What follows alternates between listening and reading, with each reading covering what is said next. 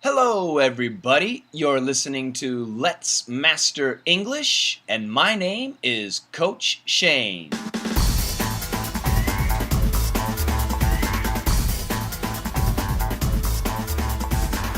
Welcome to Let's Master English podcast number 2. Now, we've got some news, transcript news. You can see the transcript to podcast 1 if you visit our Google Plus community, and the name of our community is Let's Master English. It's too easy. You do have to be a member of the community, so ask to join and we'll connect you. And also on this podcast, I guess my podcast 1 audio levels were a little bit low, so hopefully I will have made it louder this time. That way you can actually wash dishes and exercise while listening to the audio podcast. So I hope that is taken care of. One more thing about the transcripts. The first transcripts were made by Jinhong and Sergey. They are DDM members, Daily Dictation members, and they did a great job on the dictation. I'm very pleased and very proud. There were a couple of mistakes. Can you find them? Now, Jinhong and Sergey are two very busy people. Jinhong is, I think she's a finance person in Switzerland, and Sergey is a doctor in Germany. So these people are very busy, but they were able to take some time and do the dictation. And they need your help. So if you can help out with the dictations for the podcast, that would be great news for them. You don't have to do the entire podcast. You can do just a small section here or a section there. So talk with Jinhong and Sergey on our Let's Master English community and arrange your section. See how you do. And if you make mistakes, that's okay. We're all there to help you. So, let's get it going.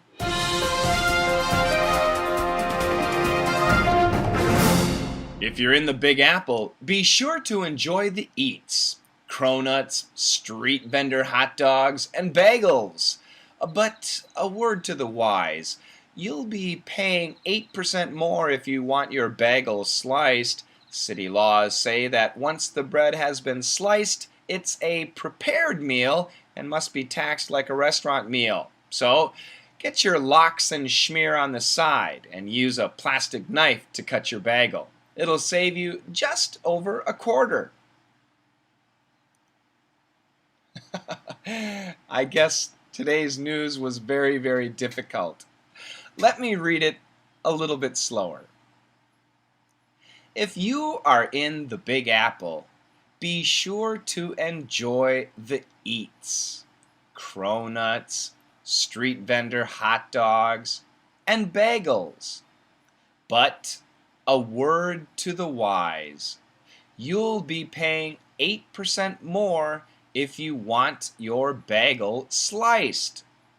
City laws say that once the bread has been sliced, it's a prepared meal and must be taxed like a restaurant meal. So, get your lox and schmear on the side and use a plastic knife to cut your bagel. It'll save you just over a quarter.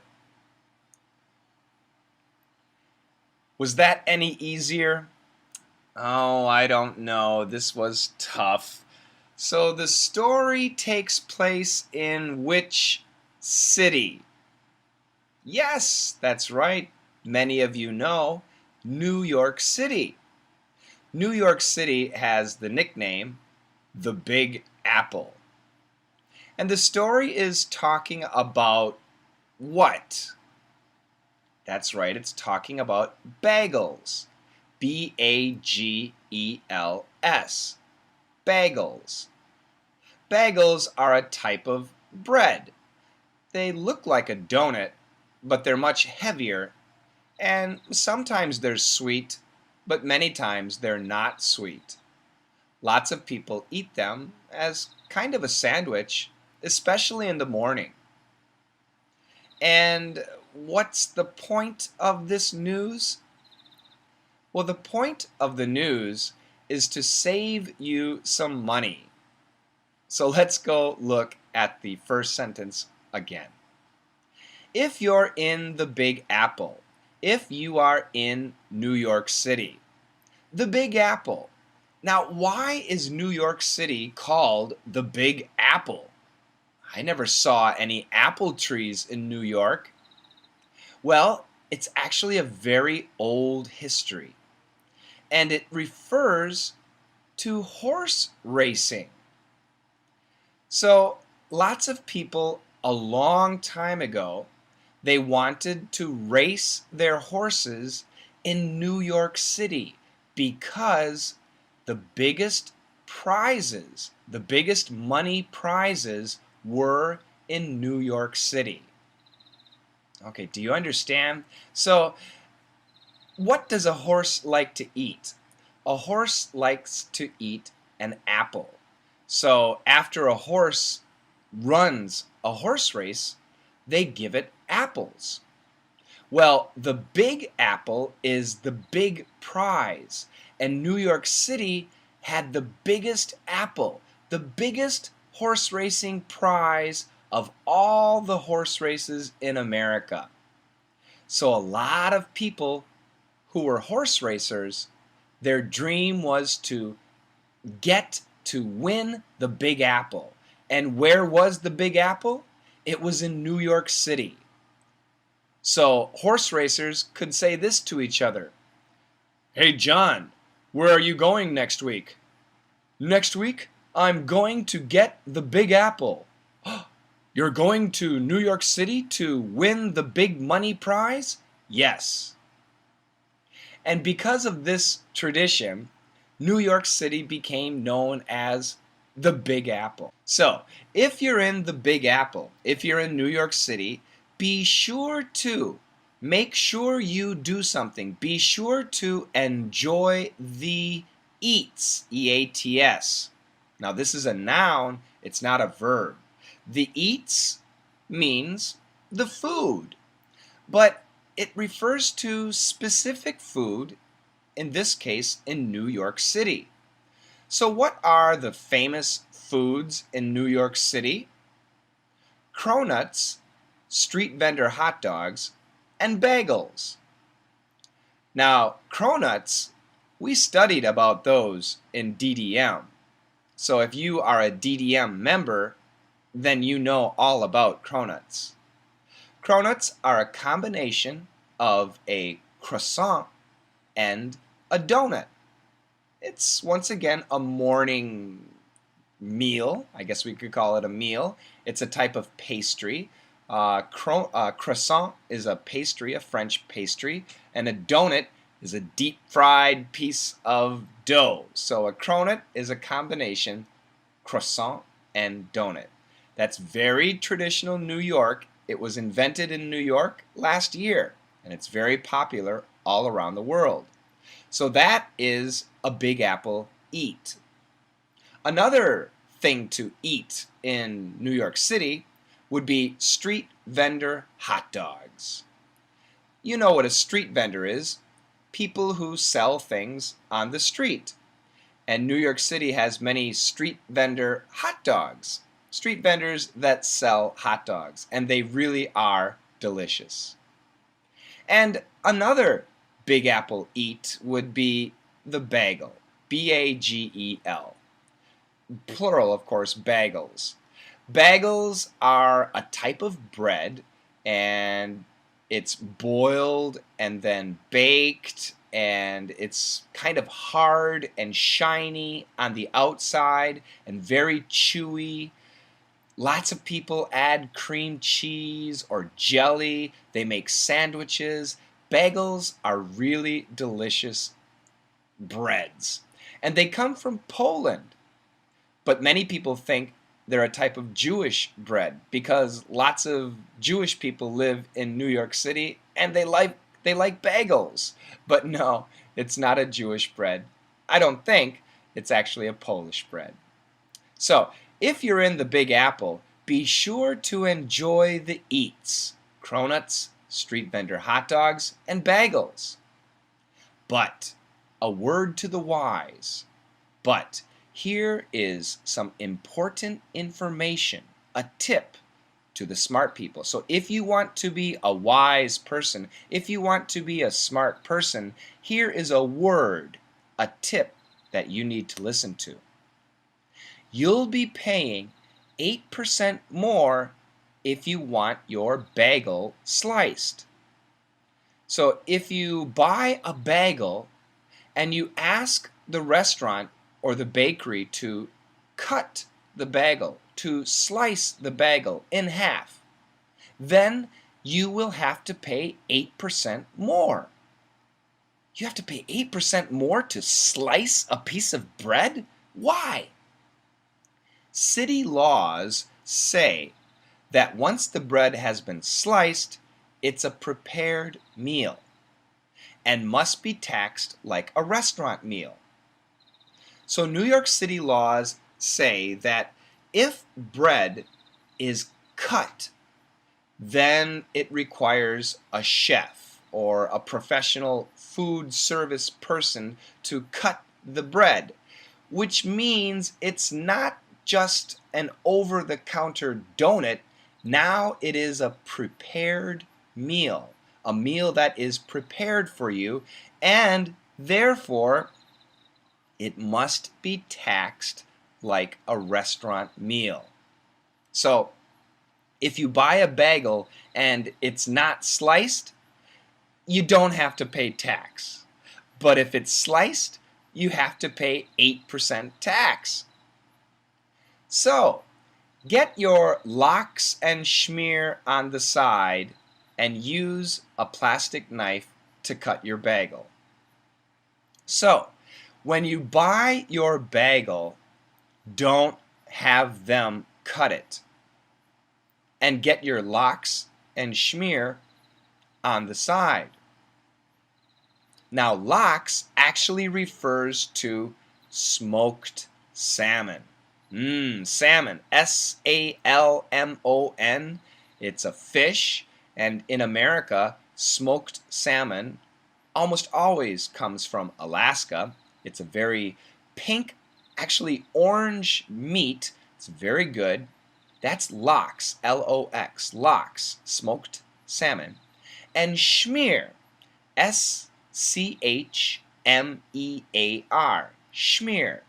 This is cream cheese. So many people, when they eat a bagel, they use or they put cream cheese on the top and smoked salmon. But in New York City, they say lox and schmear. In my hometown, we say smoked salmon and cream cheese. Lox and schmear are very New York words. So if you go to New York, you'll definitely see lox and schmear if you go to a traditional bagel place. So one more time. So get your lox and schmear on the side. Don't get it on the bagel, but get it on the side. Get it separately. And use a plastic knife to cut your bagel. Usually at the stores, they'll have plastic knives that you can take to spread your cheese and also cut your bagel. If you do that, it'll save you just over a quarter. It will save you 25 cents, a little more than 25 cents. In America, a quarter is a coin, and it's the 25-cent coin. So in New York City, if you buy a fresh bagel, it's usually about $3. $3 times 8% would be 24 cents, but it's always a little bit more than $3, so it'll save you just over a quarter. All right, so hopefully the story is a little bit easier to understand. Let's review some of the words and make sure you understand them. The Big Apple, eats, cronuts, street vendor hot dogs, bagels, a word to the wise, sliced, prepared meal, lox, schmear, on the side, a quarter. Let's listen to the story again. The first time, I'll say it nice and smooth. The second time, I'll say it like AP News. Are you ready? If you're in the Big Apple, be sure to enjoy the eats. Cronuts, street vendor hot dogs, and bagels. But a word to the wise, you'll be paying 8% more if you want your bagel sliced. City laws say that once the bread has been sliced, it's a prepared meal and must be taxed like a restaurant meal. So, get your lox and schmear on the side and use a plastic knife to cut your bagel. It'll save you just over a quarter. If you're in the Big Apple, be sure to enjoy the eats. Cronuts, street vendor hot dogs, and bagels. But, a word to the wise, you'll be paying 8% more if you want your bagel sliced. City laws say that once the bread has been sliced, it's a prepared meal and must be taxed like a restaurant meal. So, get your lox and schmear on the side and use a plastic knife to cut your bagel. It'll save you just over a quarter.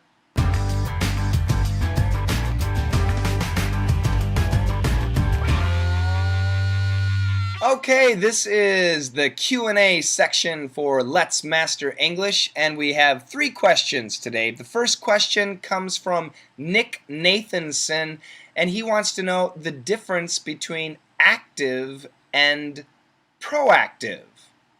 Well, Nick, to be active means to move around a lot. So, if you are not active, you will get fat. And another example, it is important to keep your mind active, especially as you get older. So active means movement, moving around. To be proactive means to act or to move in anticipation of some future problem or some future opportunity.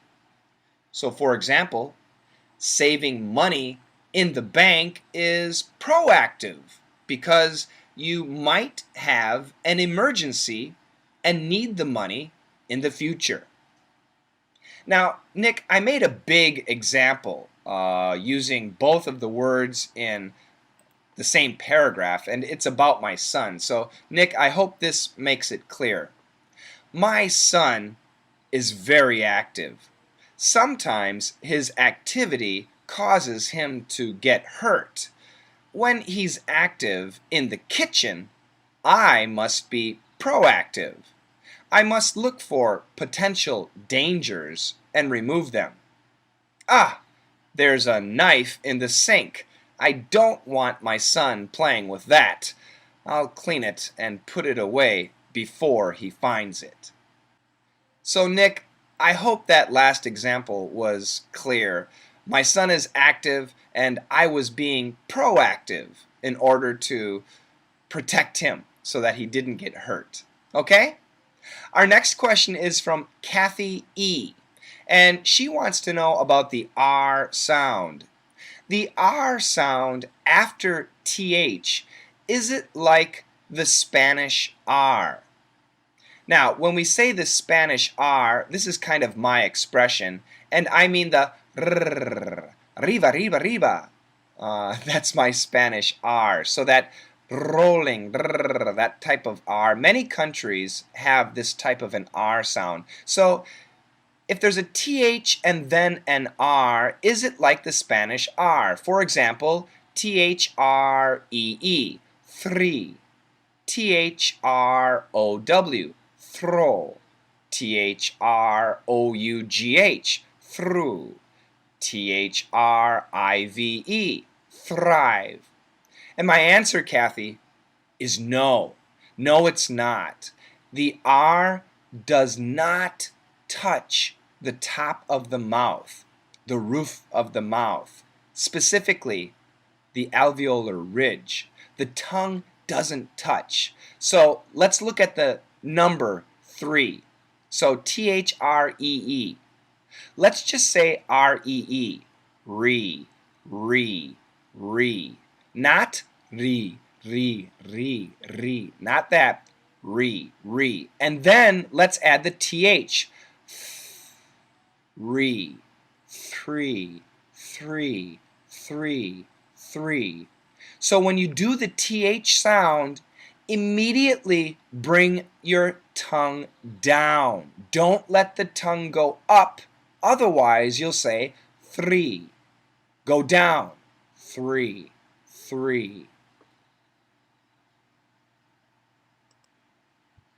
And the same with throw. For example, throw the ball. ROW, row. Throw the ball. Through. THROUGH, roo, kangaroo. Through. And thrive, THRIVE, rive, thrive. So no, there's no rolling R. We don't say three, throw, through, thrive. It's 3, throw, through, thrive. So Kathy, keep practicing. Get that R sound down. In America, that R sound is very important. And our third question comes from Mohammed Alajmi. I hope I pronounced that right, Mohammed. Mohammed's question is, why is the D in friends silent? Friends, Friends. That's a great question, Mohammed, and we study this all the time in DDM. So let me give you a really short, free lesson. We have 3 strong sounds in American English, the S, N, and L. Those sounds are very strong. We can always hear those sounds.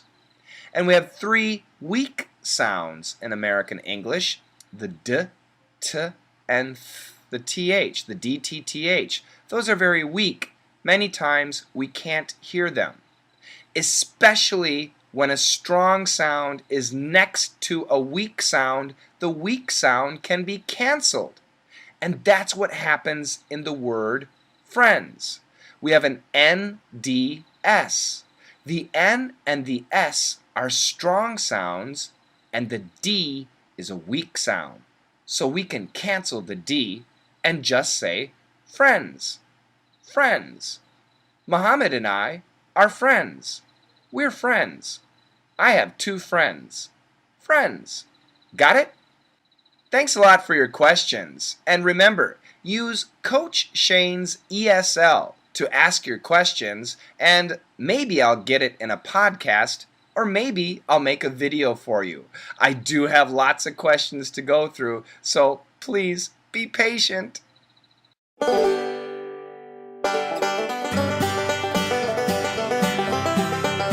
How you doing, everybody? This is Country Shane, and I'm here to bring you the facts. The English language sometimes lies. French fries are not French, they're Belgian. And the French poodle, it's German. And the French horn, it's German too. French toast, French toast, it was around long before France became a country.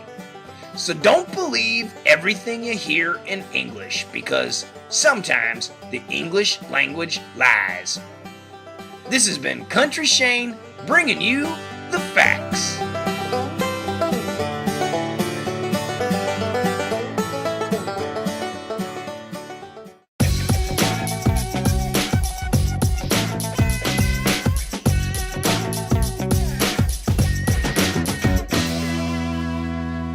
Okay, it's time for today's Let's Master English studying tip.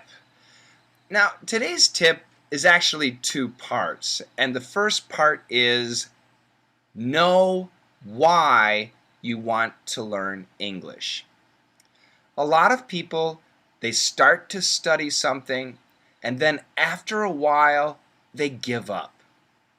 The reason they give up is they don't really have a passion. They don't really have a reason.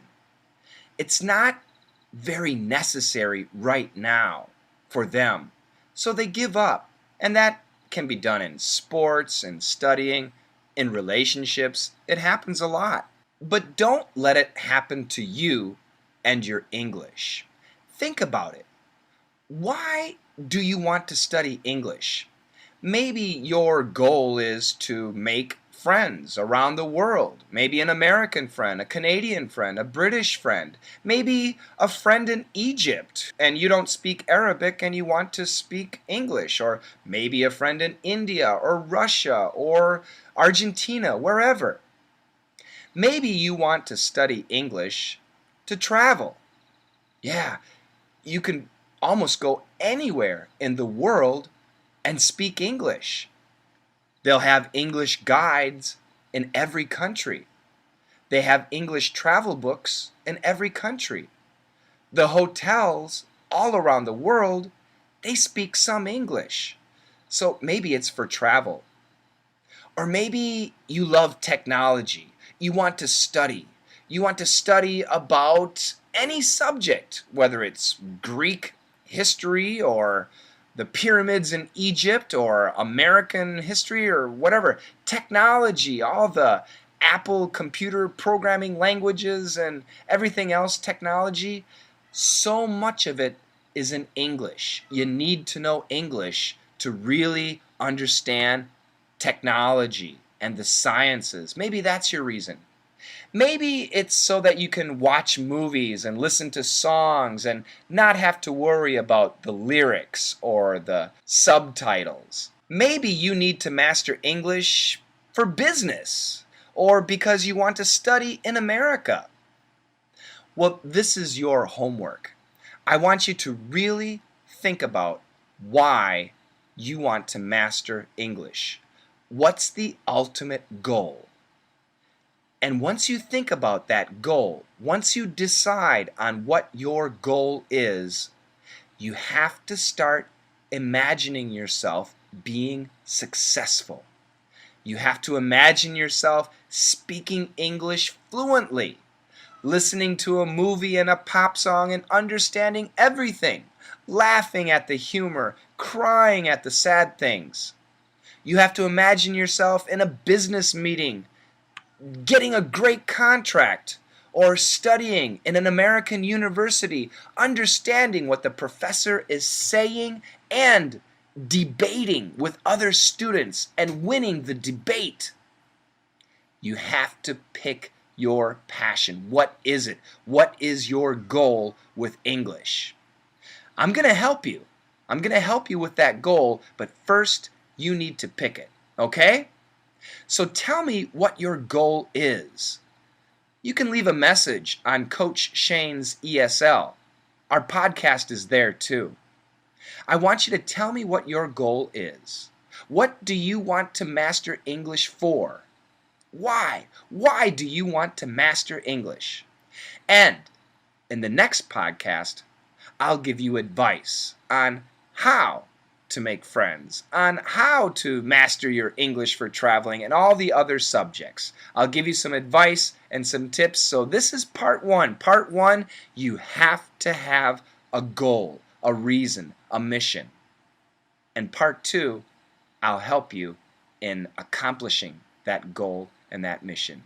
That'll be in podcast 3. Okay? And that's it for Let's Master English Podcast 2. Thank you for joining. I hope you enjoyed it. Please share this podcast with your friends. If you want to join the podcast dictating team, then head on over to Let's Master English. That's our Google Plus community. And hey everybody, Let's master English.